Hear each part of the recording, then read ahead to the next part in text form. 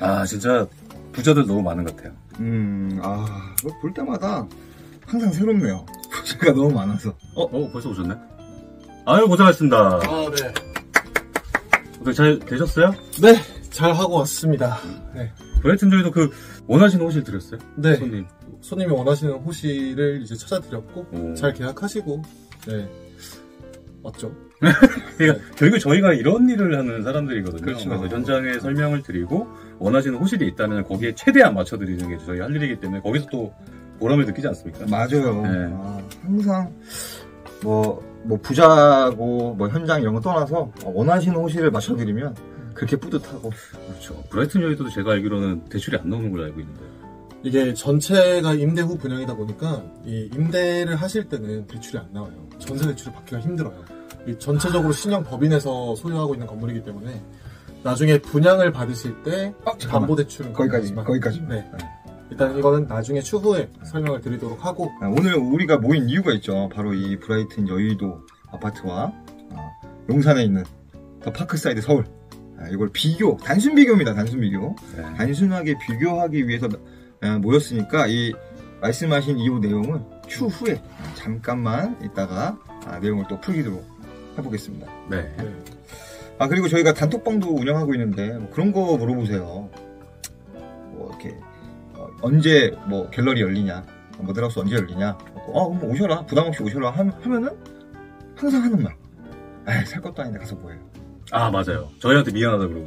네, 굳이 살 거 아닌데 괜히 에너지 쓴다, 시간 쓴다 하시는데, 이게 백화점 가서 모든 물품들을 다 사시는 거 아니거든요. 맞아요. 네, 그래서 내가 갖고 있는 물건이라던가, 내가 사고 싶은 물건에 대해서 비교 분석을 하시려면 와서 보셔야 돼요, 결국에. 그렇죠. 네. 작은 것도 다 비교해보고 사시는데. 파란다사도 그렇게 비교를 하는데. 정작 큰 거는. 맞습니다. 한 번에 보고. 저는 참고로 그래서 그러니까 현장에 직접 가보시지 않는 이상은 저는 계약금도 넣지 말라고 말씀드려요. 그렇죠. 그게 제일 좋죠. 네. 내가 직접 눈으로 확인하고 투자를 하시는 걸 권해드리고 있습니다. 네. 저희가 지금 이렇게 여의도하고 용산에 대해서 단순 비교를 하는데, 용산 같은 경우에는 지금 아직 뭐가 없어요. 자료가 하나도 없어요. 그래서 네. 인터넷에 검색을 해보시면은 아시겠지만은 그 자료가 다 거기서 거기에요. 저 같은 경우에도 용산구청이라던가 아니면은 더 파크사이드 서울 건축설계사무소는 여기서 이미지를 다운받아서 저희가 사용할 예정인데 자료가 하나도 없습니다. 맞습니다. 그래서 아까 김민서 매니저님 말씀하신 것처럼 이게 결국에는 입지 차이나 이런 브랜드 차이가 있기 때문에 단순 비교거든요. 오피스텔은 몇 개가 있으며 아파트는 몇 개가 있으며 입지는 어디며 교통은 어떻고 이런 것들만 비교해 보기 때문에 어떻게 더 파크사이드 서울과 브라이튼 여의도를 비교를 하냐 이런 댓글 안 달렸으면 좋겠어요. 달릴 거예요. 100%입니다. 저희가 이렇게 여의도하고 용산을 단순 비교를 해드리고 있으니까 여의도에 관심 있으신 분들은 위에 있는 번호로 여의도 관심, 그리고 용산에 관심이 있으신 분들은 용산 관심 이렇게 문자로 간단하게 보내주시면은 저희가 또 아는 만큼 또 성심성의껏 답변을 도와드리도록 하겠습니다. 네, 좋은 인연 되시도록 최선을 다하도록 하겠습니다. 네. 그럼 이제 본격적으로 한번 시작해볼까요? 용산에 있는 더 파크사이드 서울, 소문이 무성했죠. 네. 어떻게, 입지 같은 거부터 이제 저희가 분석을 해볼 텐데, 단순 비교입니다. 단순 비교. 오해하지 마세요. 싸우기 싫습니다. 네. 용산에 있는 더 파크사이드 서울, 먼저 입지부터 한번 설명해 주시죠. 더 파크사이드 서울 같은 경우에 늘 아시는 분들은 아시지만은 유엔사령부 부지였죠. 네, 용산구 이태원동 22-34번지 일대에 8필지로 연면적이 13,616평이에요. 엄청 넓네요. 네, 그래서 건폐율이 60% 가까이 되고 용적률이 600%인데 이미 착공은 들어가 있습니다. 그래서 완공 같은 경우에는 약간 지금 브라이튼 여의도 비슷할 것 같아요. 오피스텔을 먼저 분양을 하고 나중에 후분양으로 가지 않을까. 그 후분양 준공 예정이 2027년 2월 예정이거든요. 4년 뒤 정도. 그렇죠. 네. 생각보다 빠르네요. 빠른가요? 4년 뒤면은 빠른 저는 용산이 개발된다 해놓고 늦춰지는 경우를 너무 많이 봐서. 왜냐면 유엔사 부지도 기다렸던 분들이 굉장히 많으시거든요. 너무 많으시죠. 근데 이제 제가 알기로는 이제 펜스 치고 첫 삽을 떴거든요. 공사에 들어갔는데 이제 시작되는 거 보니까 생각보다 저는 빨리 되는 것 같습니다. 네. 그래서 비슷할 것 같아요. 그래서 브라이튼 여의도 같은 경우에도 2019년도에 이미 오피스텔이 완판이 됐거든요. 그렇죠. 네. 그래서 4년 뒤인 지금의 이제 또 아파트 임대후 분양이긴 하지만은 분양을 하고 있는데 그 정도 공사 기간으로 보시면은 뭐 거긴 공사 기간으로 따지면 좀 비쌀 것 그렇죠. 뭐 같습니다. 아파트나 대규모 단지의 뭐 오피스텔이나 이런 것들은 보통 4년 정도 걸리죠. 뭐 비슷할 것 같아요. 그럼 입지 같은 경우는 여의도 브라이튼 아파트. 여기는 되게 유명한 데죠? 네, 영등포구 여의도동 31번지. 네, 옛날 MBC 부지죠. 그래서 그 여기 땅 자체가 상업용지예요. 네, 그래서 상업용지의 이제 장점이 뭐죠? 교통이 굉장히 좋고 입지가 좋은 곳에 이제 상업용지가 들어가잖아요. 그래서 여의나루역, 여의역 바로 사이 더현대 건너편에 위치하고 있습니다. 네. 일단 제가 볼 때는 또 오해하지 마세요. 입지 자체는 여의도가 더 좋아 보여요. 왜냐? 용산에 그렇게 많이 갈 일이 없던 저로서는 딱 MBC 하면 알만한 곳이거든요.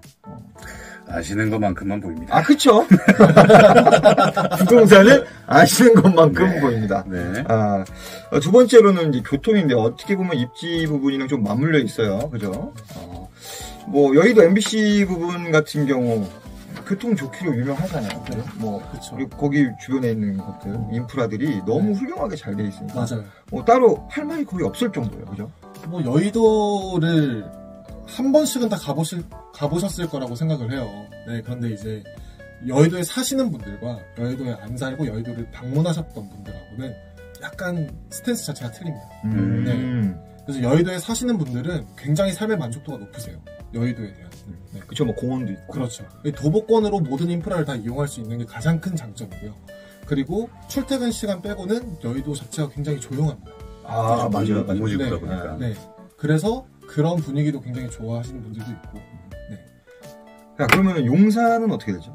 용산 같은 경우에는 요즘 제일 핫한 게 결국엔 신분당선 연장이 있거든요. 기존에 있는 녹사평역이라든가 삼각지역이라든가 또 이 파크사이드 서울에서 이태원역으로 바로 간 지하보도 330m짜리가 또 열리고 또 길 하나 건너면은 용산공원이 나오죠. 그래서 용산 같은 경우에는 크게 용산공원을 중심으로 서쪽에 업무지구를 또 동쪽에는 너무 잘 아시겠지만 한남 재개발이라든가 이렇게 주택지구를 지을 예정인데 이 신분당선 연장이 좋은 자체가 강남에서 신사 구간에서 이미 또 재개통을 했죠. 연장돼서. 그래서 용산 추가 연장선 그리고 동빙고역으로 개통이 예정입니다. 그래서 파크사이드 서울 같은 경우에는 현재 있는 지하철역과 그리고 10분 거리에 걸어서 도보로 이용할 수 있는, 그러니까 트리플 역세권이 될 수도 있다. 이렇게 얘기를 드릴 수가 있는데, 잘 아시다시피 여기 사시는 분들이 과연 지하철을 타실까? 물론 타실 수는 있겠죠. 그럼요. 네, 근데 일단은 교통을 단순 비교해드리는 거다 보니까 지하철역을 제가 이렇게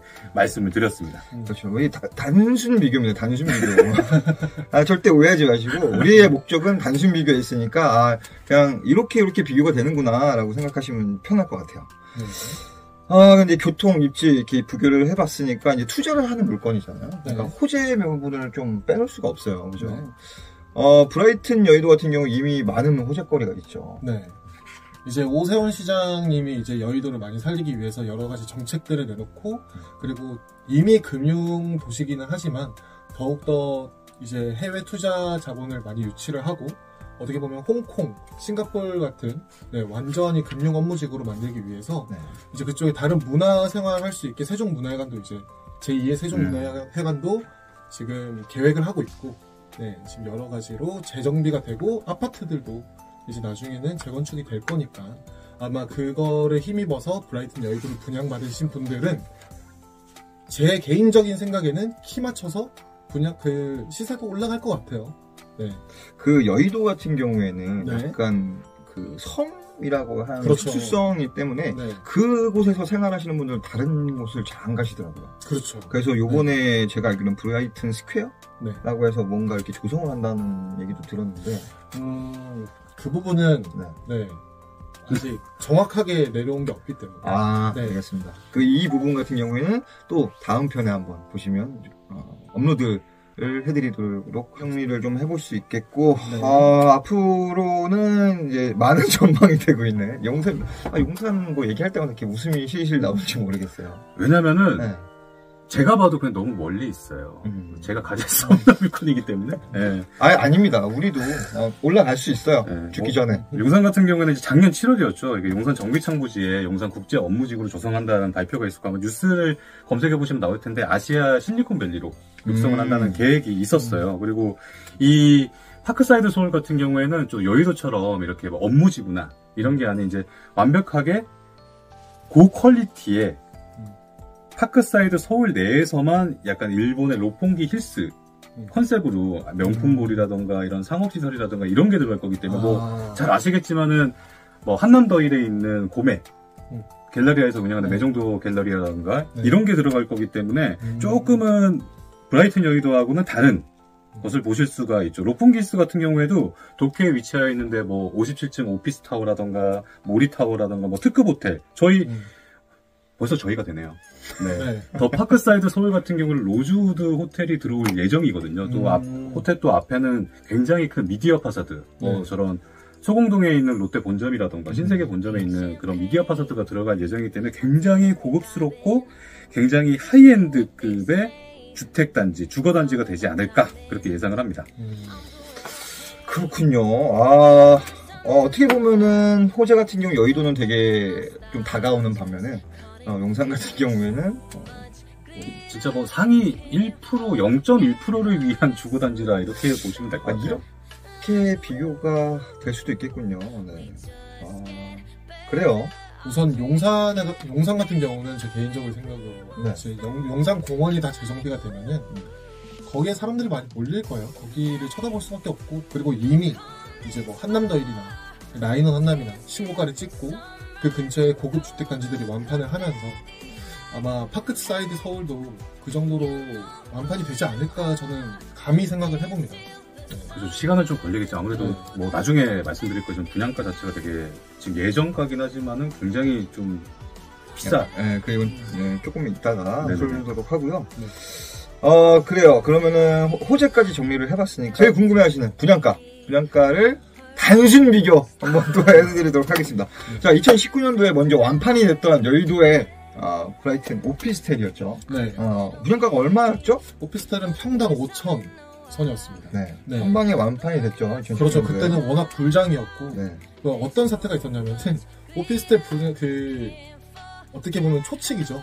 네, 초치기로 이제 분양을 시작했다가 국민은행 서버가 터졌어요. 네, 그 정도로 사람들이 많이 몰려서 국민은행을 이용하셨던 분들은 탈락하신 분들도 많고. 아이고, 제가 국민은행. 그 이외에 뭐 하나은행이나 신한은행이나 이렇게 사용하신 분들이 당첨이 꽤 되셨더라고요. 뭐 그런 사태까지 있을 정도로 굉장히 핫한 곳이었다. 오피스 같은 경우는 오피스동 같은 경우는 아예 MBC에서 다 사용을 한다고. 네, 맞습니다. 저희가 이제 오피스동 하나, 오피스텔동 하나, 이제 아파트 2개의 동이 있는데 오피스 같은 경우에는 MBC에서 다 전체를 쓴다고 해서 지금 들어갈 예정이고요. 오피스텔 같은 경우는 분양가가 평당 5천 정도로. 그렇죠. 근데 그때도 굉장히 고분양가라고 했었는데 지금 생각해보면은 뭐 앞으로 나올 용산이랑 비교해도 강남이랑 비교해도 최소 2배 이상 오른 상태죠. 한 850호실 되는 오피스텔이었고 평당 5천 정도 되는데 그때 당시에는 너무 비싼 거 아니야 했지만 지금 돌이켜보면 꽃밭이었다. 그 바로 옆에 있는 여의도 아크로 더원이라든지 그렇죠. 아니면 그 근처에서 분양하고 있는 오피스텔 가격하고 비교를 해봐도 거의 2배? 그렇죠. 네이버 공간을 보시면 피가 붙어서 이미 올라와 있어요. 그렇죠. 아크로동 같은 경우도 이미 1억이 넘어가서 그렇죠. 그렇게 비교해보시면 될 것 같고 그러면은 용산, 파크사이드 서울. 파크사이드 서울 같은 경우도 뭐 예정이긴 하지만은 오피스텔 자체가 769개 정도로 나와 있는데 가격이 둥둥! 예정가긴 하지만은 2배입니다. 현재 2배인가요? 네, 브라이튼 여의도의 2배라고 정도라고 보시면 돼요. 그래서 파크사이드 같은 경우에는 이제 오피스텔이라던가 주택, 아파트죠. 아파트라든가 호텔이라든가 숙박시설, 그리고 뭐 상업시설 이렇게 들어갈 예정인데, 오피스텔 같은 경우에는 조금 작은 평수들, 소형 평수들도 구성이 되어 있고요. 아파트 같은 경우에 대형 평수들이에요. 가장 작은 호실이 66평입니다. 아파트 같은 경우에. 그래서 오피스텔 같은 경우에는 전용 면적 50제곱미터가 가장 작은 호실이긴 한데, 분양가가 한 평당 아까도 말씀드렸듯이 1억이 넘기 때문에 한 20억은 가뿐히 넘지 않을까 이렇게 예상을 하고 있습니다. 그렇죠. 좋네요. 그만큼 되게 기대가 많이 되는 것 저도 같아요. 엄청 기대가 돼요. 왜냐하면 여의도 같은 경우에는 오피스텔이 워낙 많기도 하고, 또 우리가 자주 있는 강남 같은 경우는 이미 발전이 많이 됐기 때문에 보이는데, 용산 같은 경우에는 아무래도 조금 발전이 좀 낙후됐다고 해야 되나? 아니면 부대가 있던 시설이었으니까, 공원이었었고, 대규모 개발 단계가 있는 지역이기 때문에 이제부터가 이제 어떻게 바뀔지가 그렇죠. 굉장히 궁금해요. 맞습니다. 어떻게 얼마나 화려하게 꼭 가보겠습니다. 그러면은 오피스텔 이렇게 단순 비교해드렸고, 이제는 아파트죠. 네.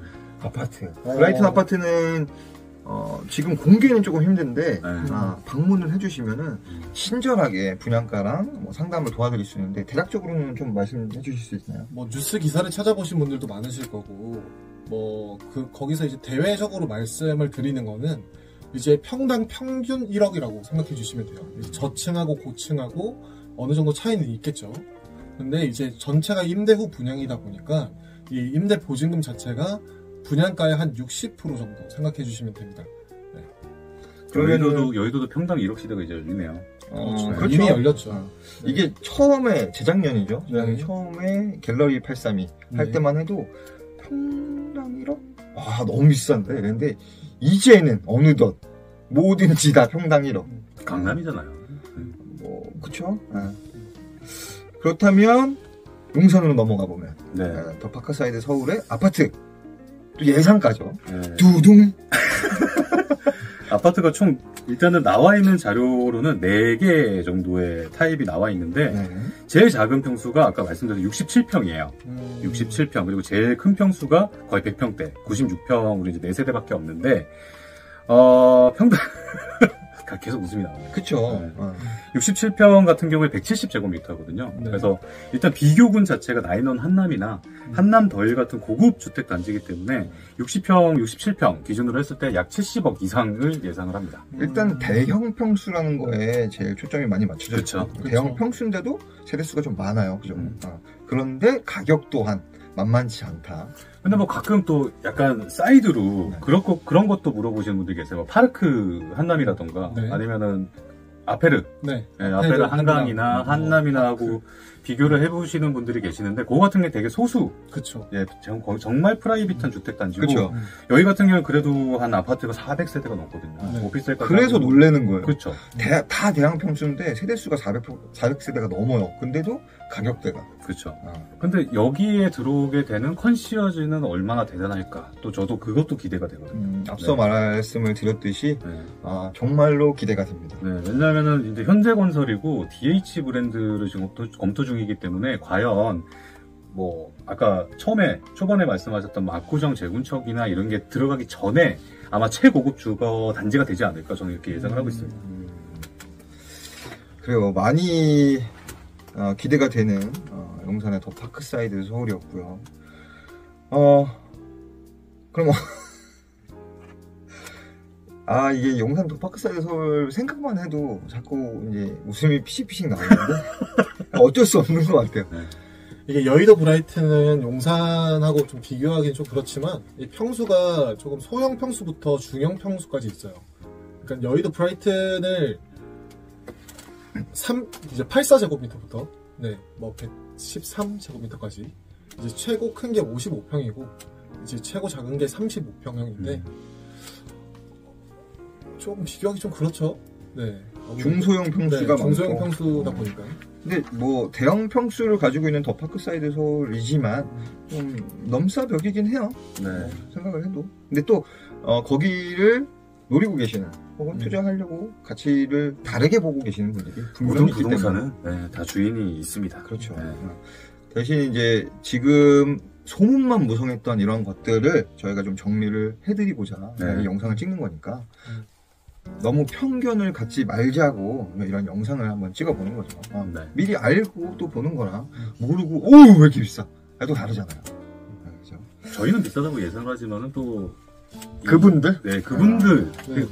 그분들한테는 적당하네, 미래 가치를 포함하면 이렇게 또 말씀하실 수가 있거든요. 그렇죠. 가치의 투자 방향은 다 다른 거니까요. 그래서 조금이라도 빨리 정보를 선점하시고 또 조금이라도 빨리 만약에 오픈을 하게 되면 오실 분들은 미리 연락을 주시면 저희가 DB를 모아놓고 있다가 바로 실시간으로 연락을 드리도록 하겠습니다.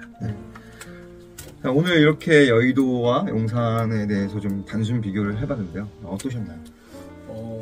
제가 못 드린 말들이 되게 많은데 네, 개인적으로 연락 주시면은 네, 다 설명드리도록 하겠습니다. 저는.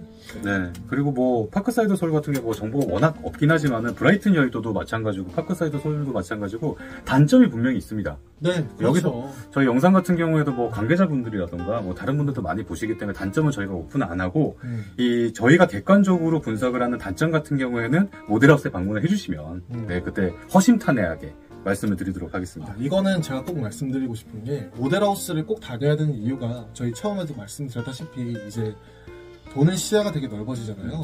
이제 그 시야라는 것 자체가 이제 방의 구조가 어떻고 그리고 방을 어떻게 뽑아냈고 이런 이제 좀 디테일한 것들이 시공사가 다 시공사마다 다 달라요. 그래서 선호하는 것하고 비선호하는 것하고 이렇게도 있으니까 꼭 한번 들려보시고 선택하시는 게 좋을 것 같습니다. 네, 오늘 여의도와 용산 정리하면서 많은 좋은 말씀 나눠주신 것 같아서 굉장히 뿌듯하고요. 그리고 영상 시청해주신 분들 단순 비교기 때문에 너무 이렇게 신경 써서 보지 마시고 간단하게 그냥 지나가는 걸로 봐주시면 감사하겠습니다. 용산이나 여의도에 대해서 더 많은 정보를 얻고 싶으신 분들은 뭐 아까 말씀드렸듯이 문자도 좋지만 단톡방에 저희 들어오셔가지고 가볍게 물어보셔도 될 것 같아요. 그러면 익명성도 보장되시고 물어보실 거 정보는 얻으실 수 있으니까 더 좋은 만남의 교류의 장이 될 것 같습니다. 네, 이렇게 용산 여의도 비교를 해봤고요. 조금이라도 정보를 선점해 보시고 싶으신 분들은 위에 있는 번호로 연락 주시면 감사하겠습니다.